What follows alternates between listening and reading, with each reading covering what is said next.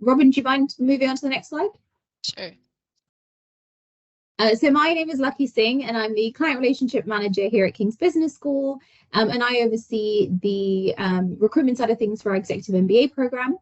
Joining me today is my colleague, Dr. Robyn Klingler-Vidra, who is Associate Dean, Global Engagement and Reader in Entrepreneurship and Sustainability here at King's Business School. And Robyn teaches on the Executive MBA program and is here to give you a taste session on the module that she teaches. So it will be an interactive session, so do pop in any questions that you have in the Q&A function, and we'll be answering those as we go. But we'll also have a Q&A session at the end, so feel free to pop them in there. So without further ado, I'll hand over to Robyn to take you through the taste session. Hi, everyone. Thanks very much for joining today. So I'm sharing my screen, so you can hopefully see my screen and you can see and hear me, but that means that I can see and hear you less. But as Lucky mentioned, we'd very much like this to be an interactive session and interesting for you. So please do use the Q&A to input any reactions, comments, and then I'm going to ask some questions as we go, which hopefully Lucky can pick up and say out loud for me. So don't be shy. The agenda for today is to engage with economic theory in a way that might be different than you have in the past, or as is the sort of mainstream.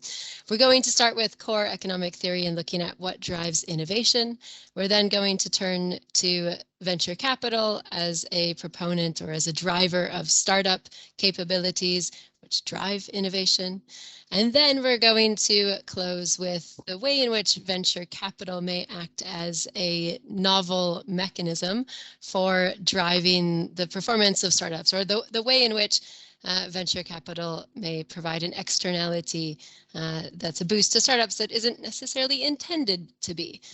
So trying to challenge your pre-existing beliefs or engagement with economic theory. Then we have time for a sort of focused Q&A, but as I say, do be involved throughout, and then we'll close at the end to run through the Executive MBA and to answer any questions that you have about the program.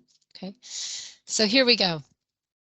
As I say, we're looking at what drives innovation, and the orientation that we have for this is what drives innovation, with the presumption that Schumpeter, Joseph Schumpeter, is going to give us a core economic theory answer to the engine of capitalism, what is driving economic growth. So first, what drives innovation?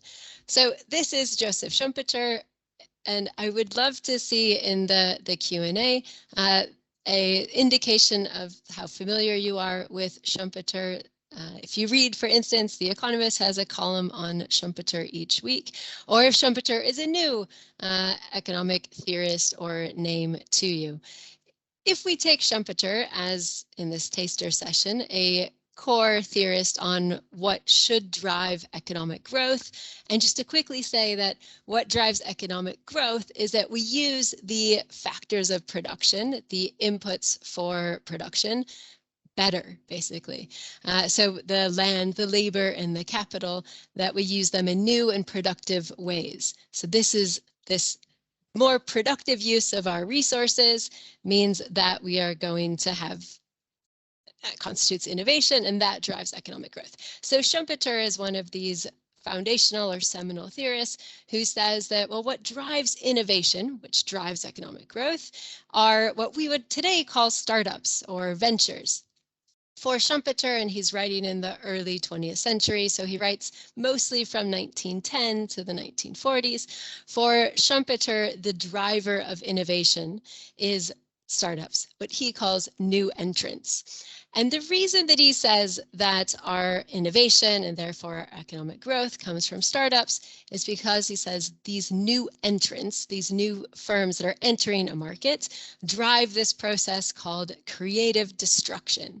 And again, this is a nice opportunity for me to hear your familiarity with the term. So please do use the chat if you'd like to ask what is creative destruction, or to indicate that you've heard this phrase or you know this idea quite well. I'll say that creative destruction for Schumpeter is this idea that new startups come into an existing market and they shake things up.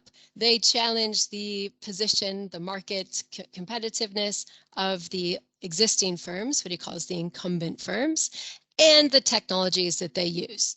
So for Schumpeter, the fact that new firms are entering a market and challenging incumbent firms, destroying the existing paradigm, which then drives or creates a new alternative.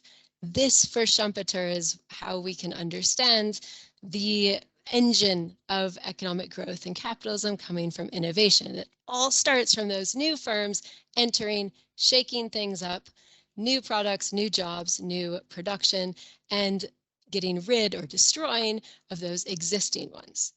So this is why Schumpeter is very often associated with sort of the idea that startups are something that we need. We need startups to drive growth because startups are these key linchpins for boosting innovation.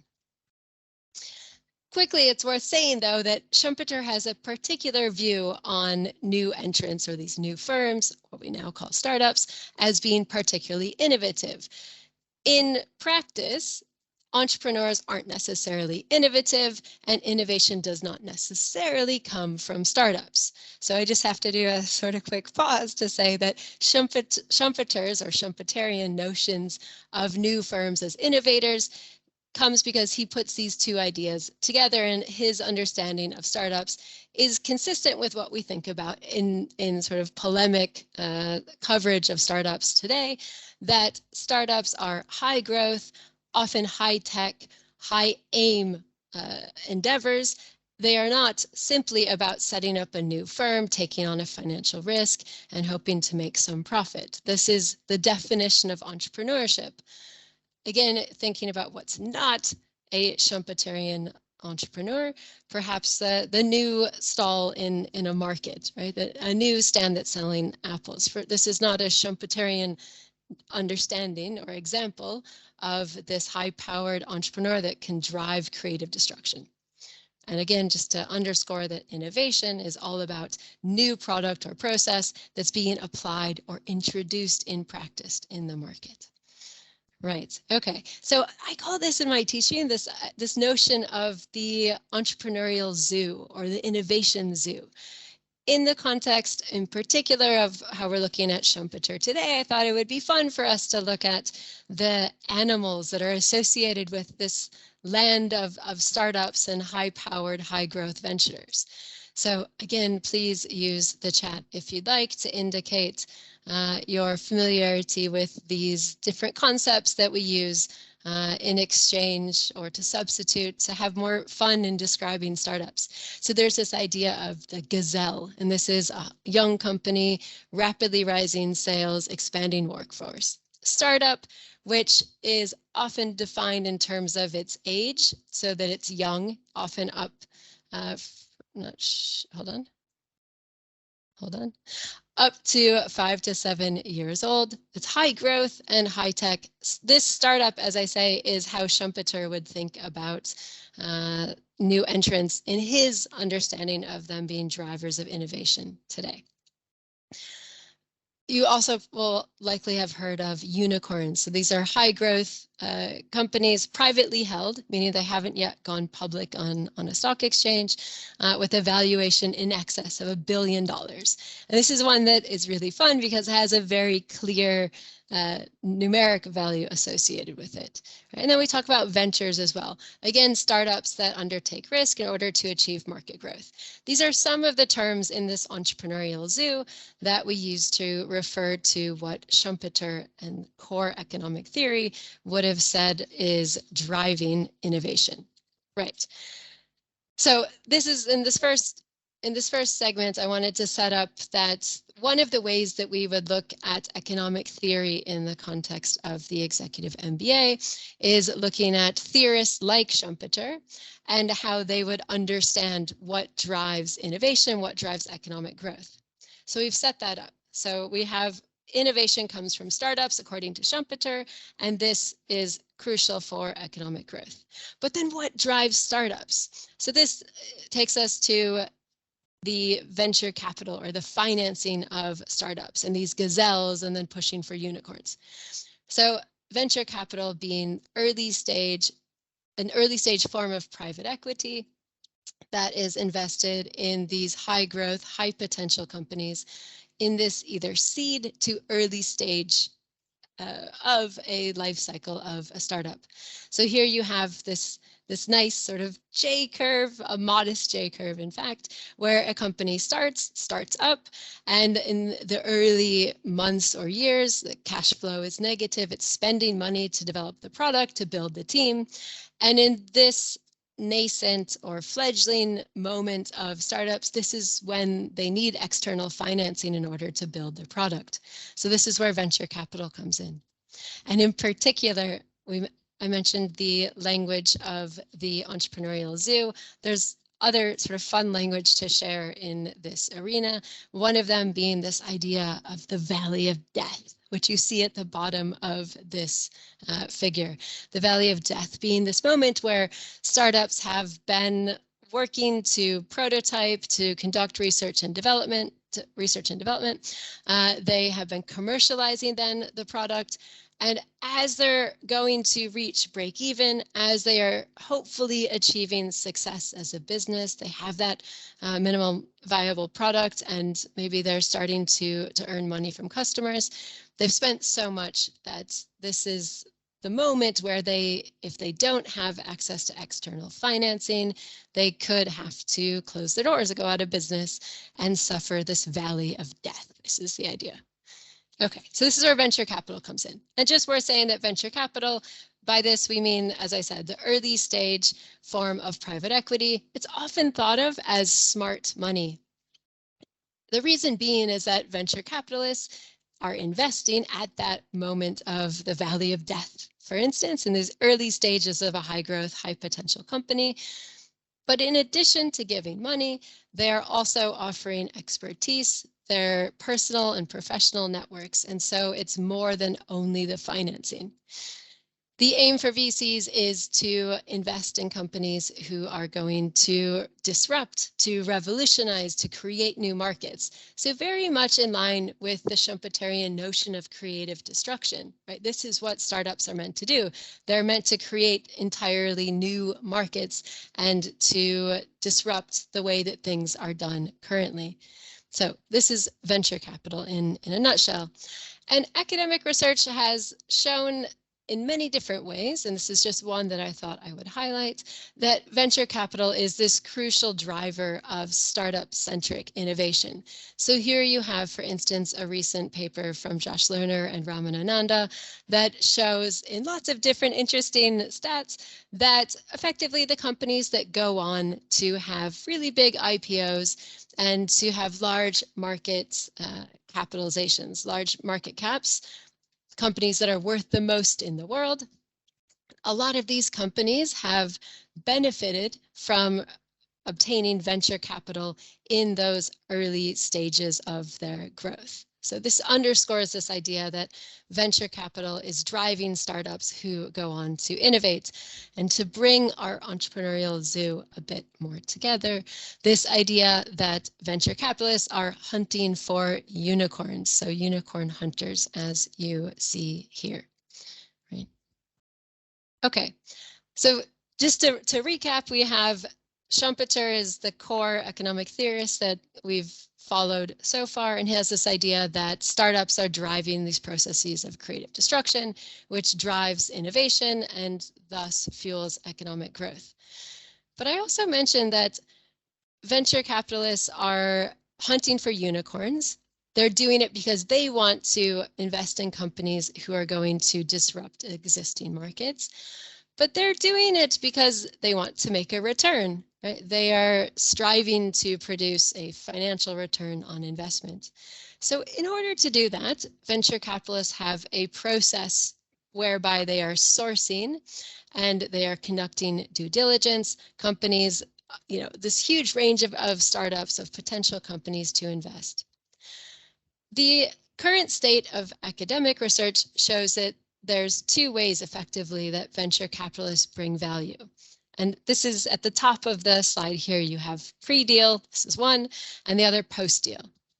And just to say that pre-deal effectively means that VCs add value to the process of innovation because they choose well, because they pick the right winners. So they are adept at sourcing companies and spotting companies that are likely to go on and be transformative.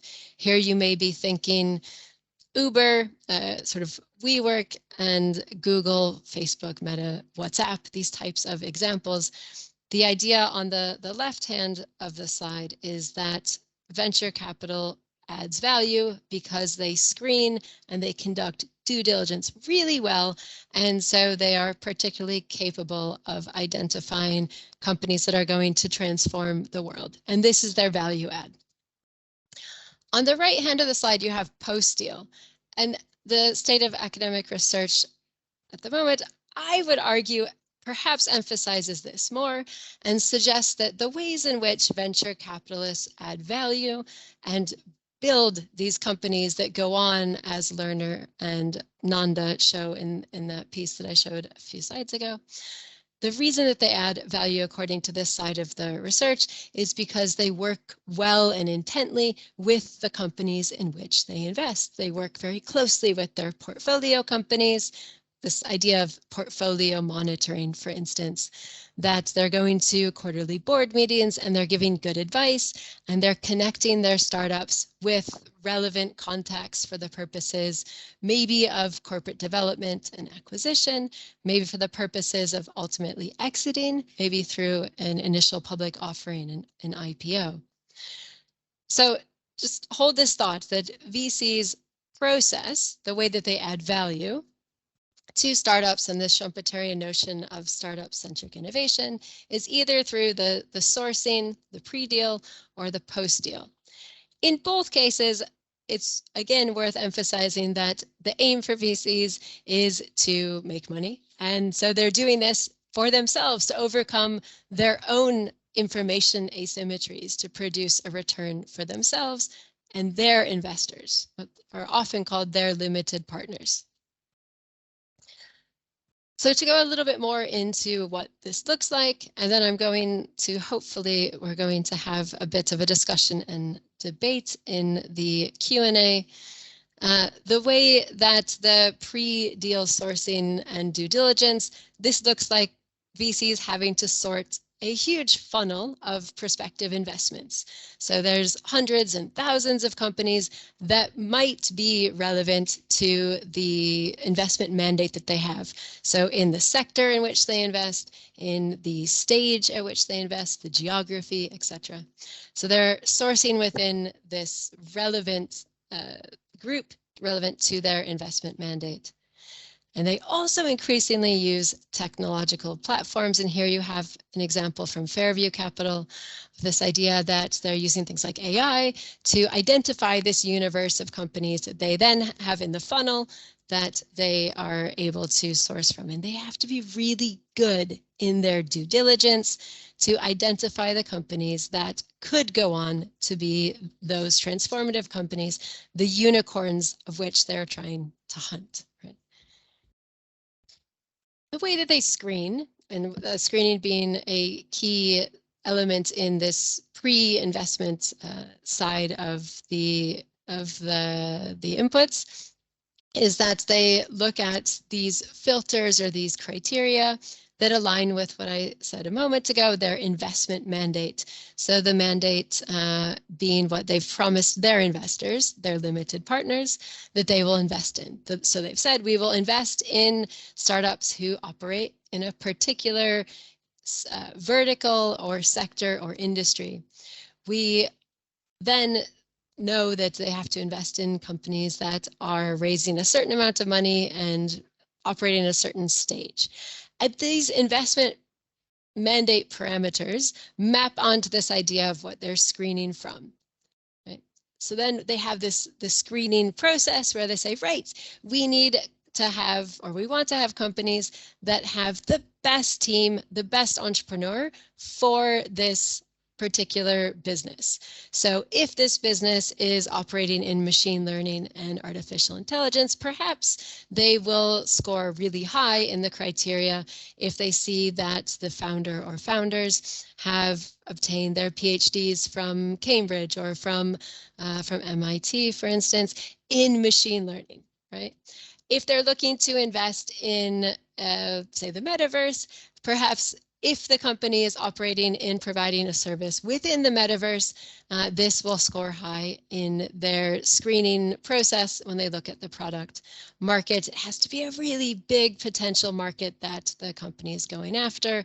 And as I say, the financials have to be there. It has to be that the startup is raising an amount of money and at a point that is consistent with the VC's process.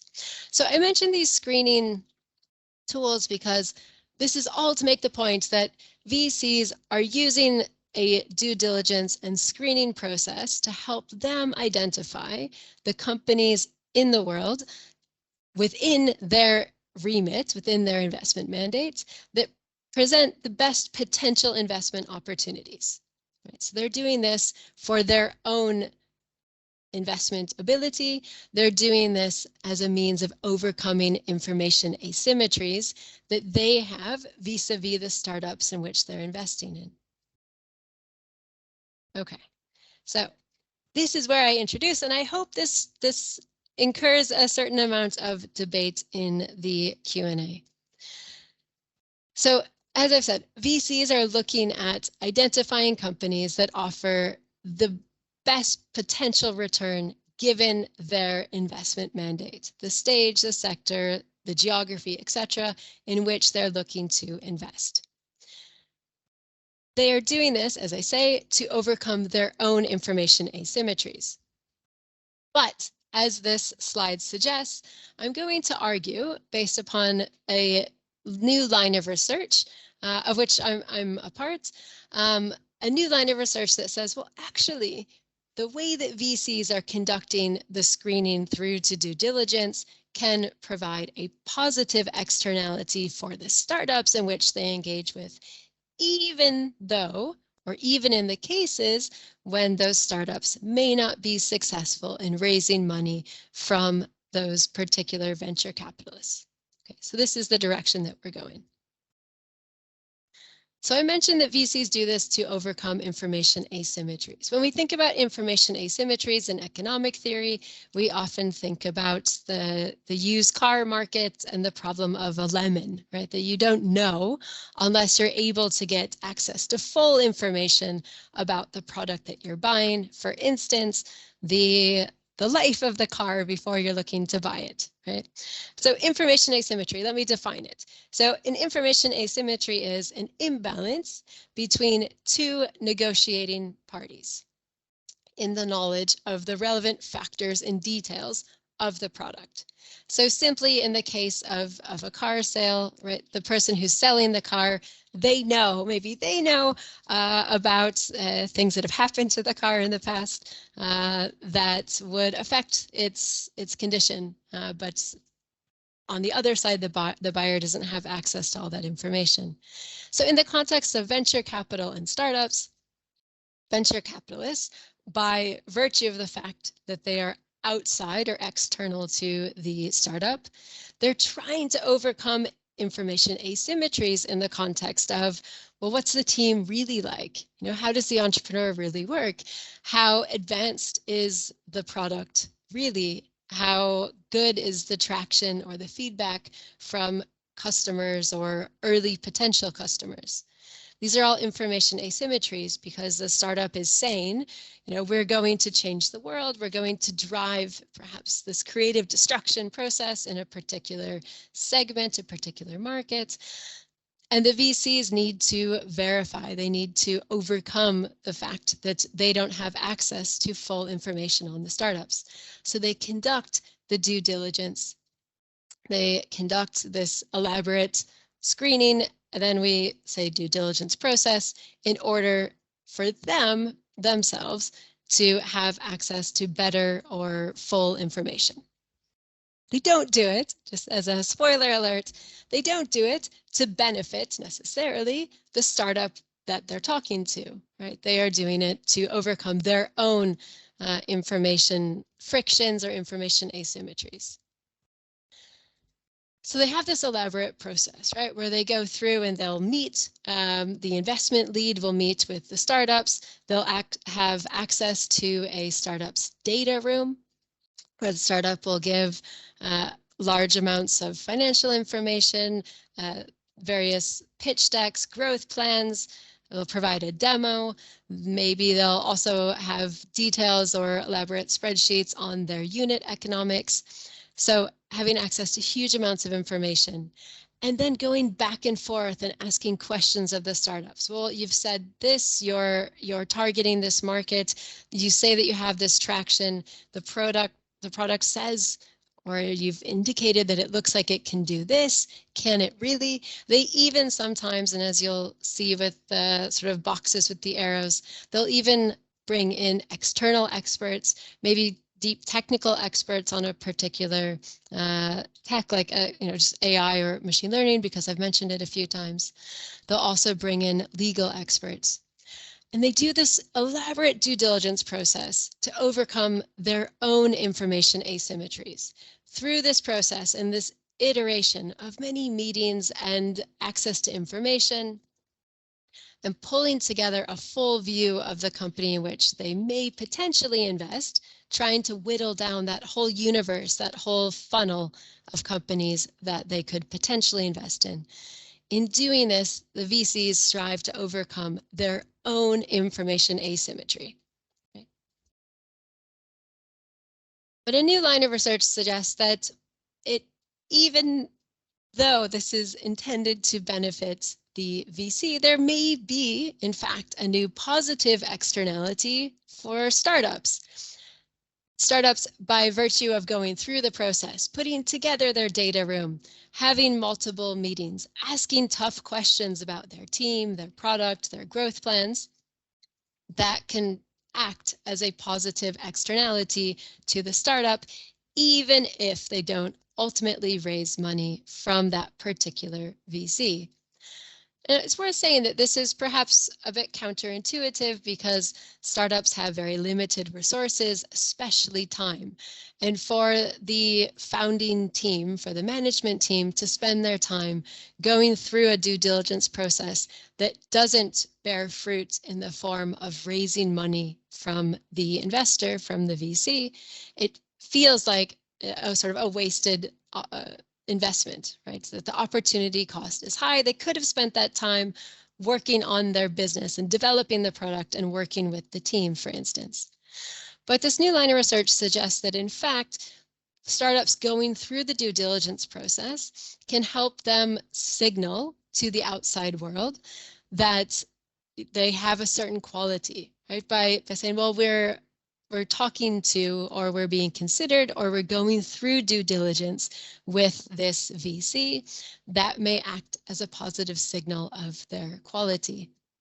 It may also be that, and this is the one that I prioritize, in fact, and this is when where I hope to hear your thoughts and your feedback.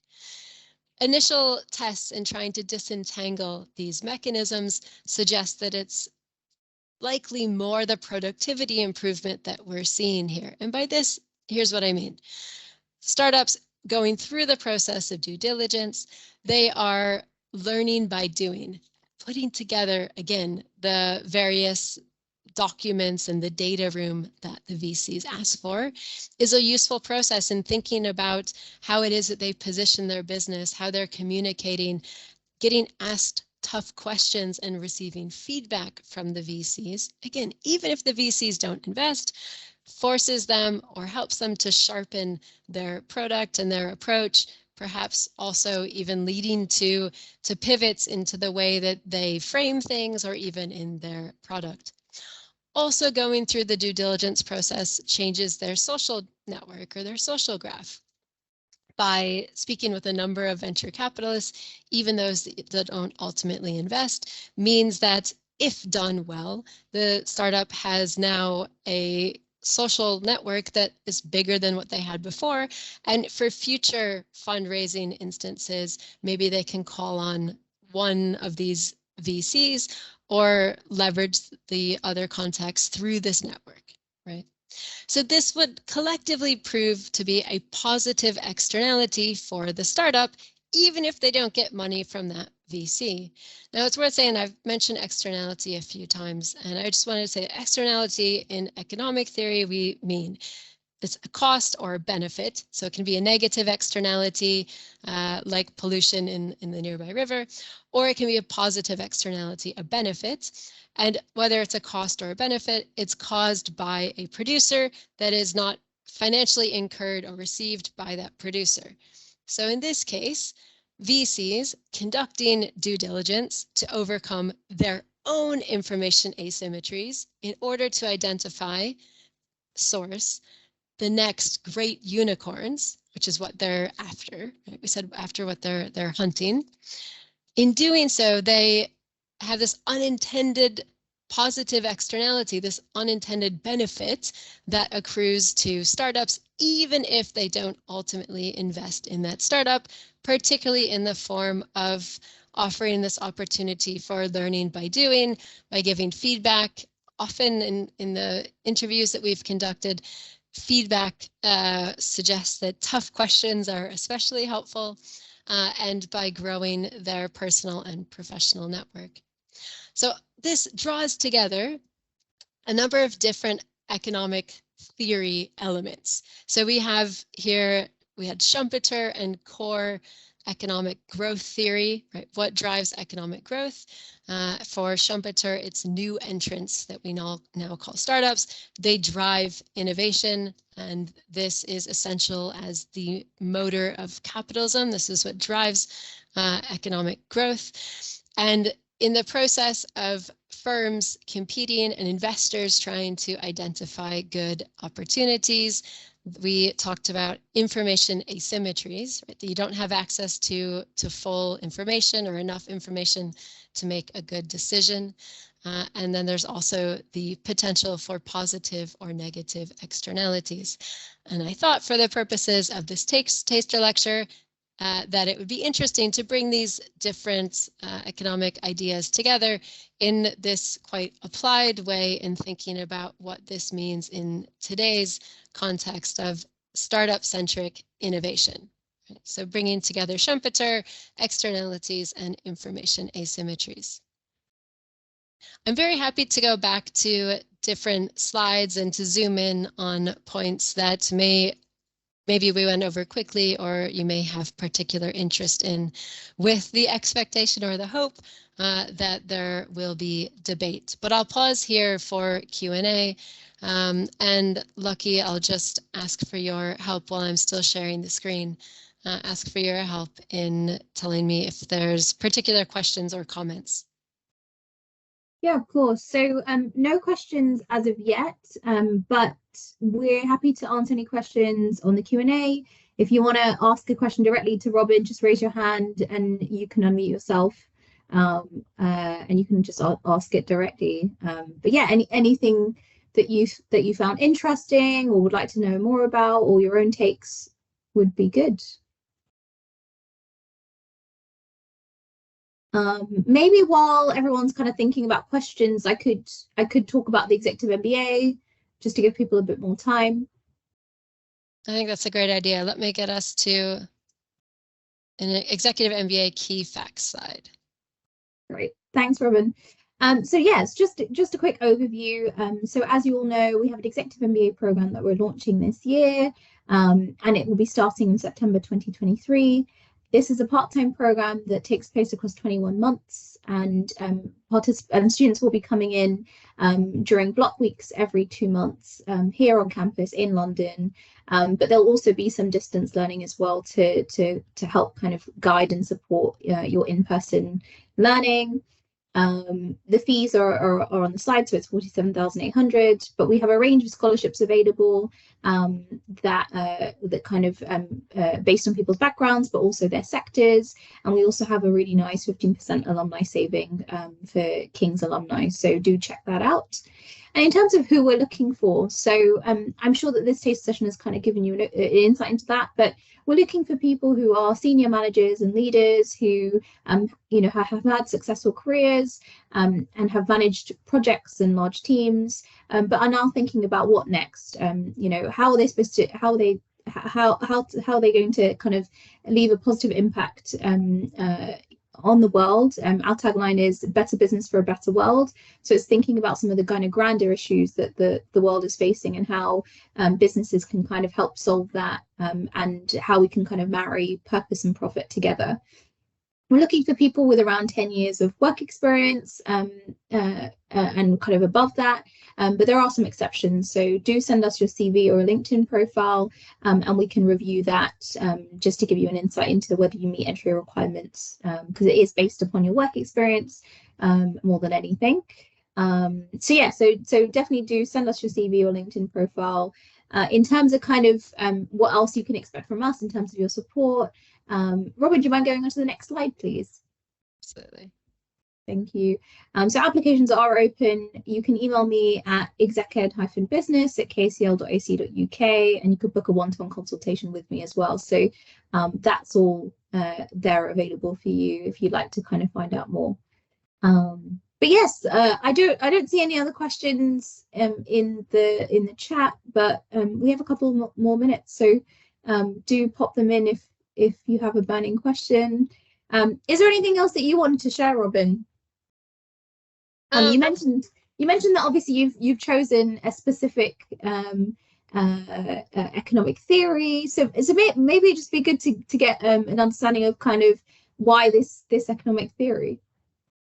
Sure. So my intention today and the way that we're approaching the executive MBA is that it's meant to be very much, you know, topical and relevant to what's happening today, and reimagining or looking through a new lens at core theory and the subjects that you would maybe expect to see in of course in an executive MBA. So I chose in the module that I'm leading, we look at the economics of impact and innovation, and how economic theory such as economic growth theory and Schumpeter, how it can help us understand what we're seeing today, right? Why is it that that there's this obsession with startups? What are startups supposed to bring? And how does economic theory help us understand the way that this, call it sort of startup capitalism, works, and the various contributions from elements of it, ecosystem proponents like venture capital.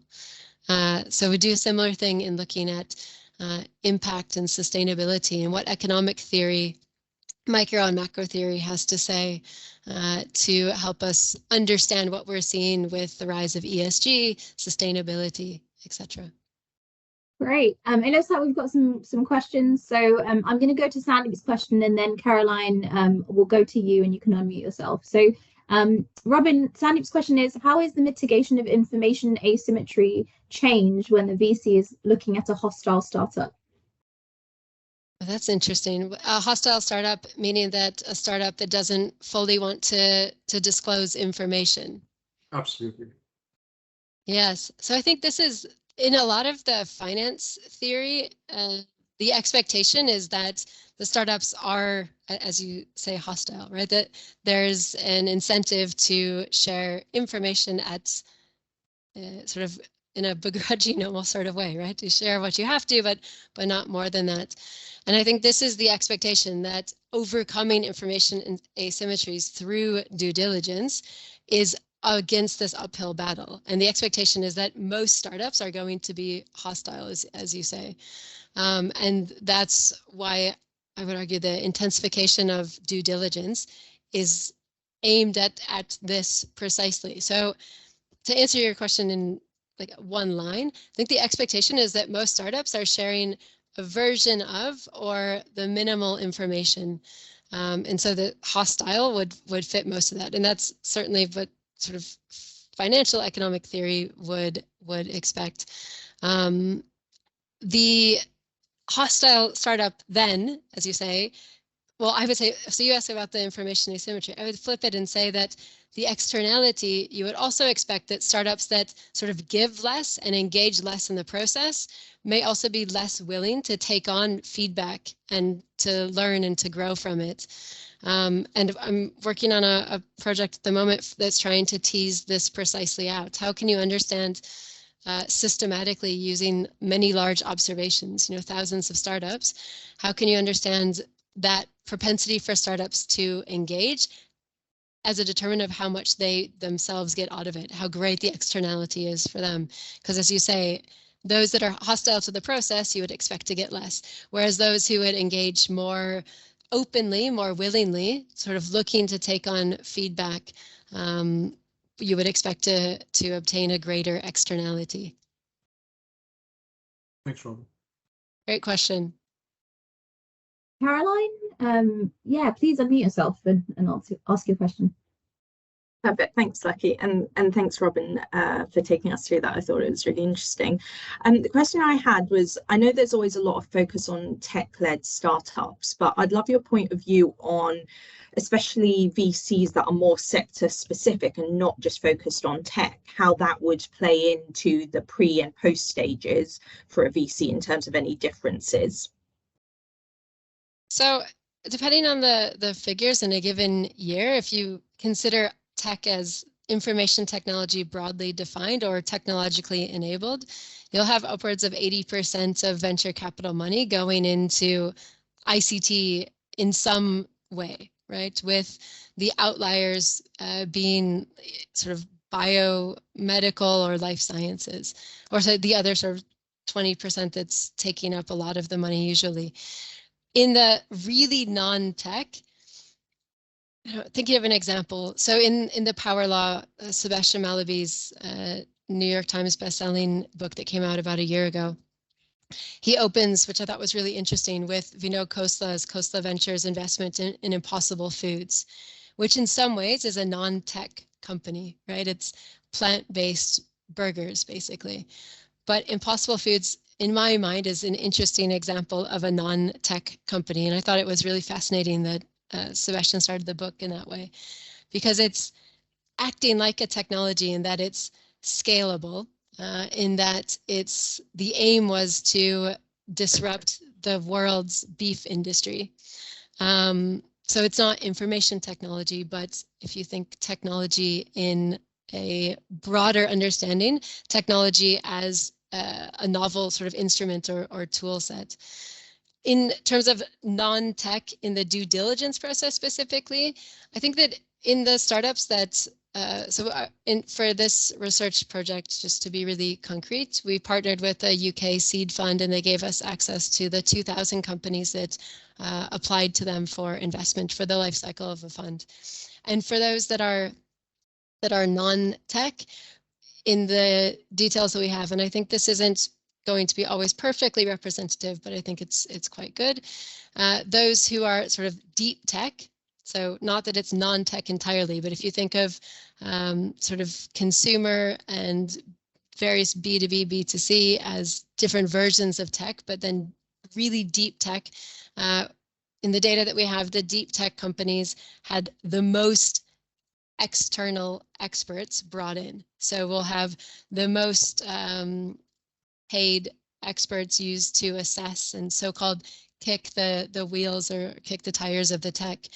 In the companies that are, shallow tech is the right term, but so not deep tech, so maybe more consumer focused, there's less of that dependence or reliance or engagement on external experts, wherein the VCs feel that they understand the product and how it operates more easily. And so the questions and the due diligence process and the transcripts that we have of that focus more on the business model, the market that they're going after. So I think that would be if I had to draw a distinction, it's that when it becomes really deep tech, it becomes more about the technicalities and understanding or trying to overcome the information asymmetries around understanding if this thing really works. And then the other is, okay, as a VC, I get it, but I then have more questions about the market and the business model. Maybe worth saying the Theranos example is one that we often use in class, right? Which I imagine, you know, people have heard of, the Elizabeth Holmes and the various documentaries on bad blood, right? And the example that I often use is that, you know, they raised money, she raised money from VCs, but she didn't raise money from VCs who themselves had deep technical expertise. So for instance, she raised money, well, she didn't raise money rather, but she pitched VCs like Google Ventures and their life science team that's based outside of Boston. When she pitched them, you had this team of MDs and PhDs in various life science fields who heard about her technology at Theranos and said, no, that's not capable. She's not capable of doing that.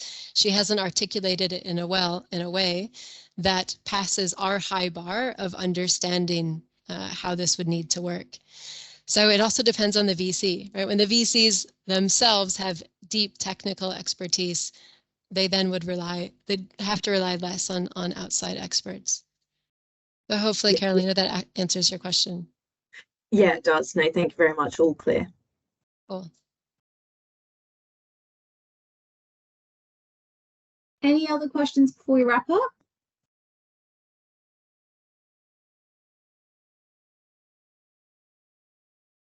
Okay, so thank you everyone for joining the session. Thanks so much, Robyn, for hosting and leading the session. It was really insightful. If you have any questions for Robyn or myself, please do get in touch. So you can get in touch with us via our email address, which is execed-business@kcl.ac.uk. And we'll be happy to answer any questions or share some more information with you. And as mentioned, if you have any questions about the Executive MBA program, do get in touch. It'd be great to hear from you. And yes, applications are open. So yes, so I'd like to wrap up. Thank you so much, Robyn. It was really fantastic to hear from you, and thanks everyone for tuning in, and hopefully speak to you soon.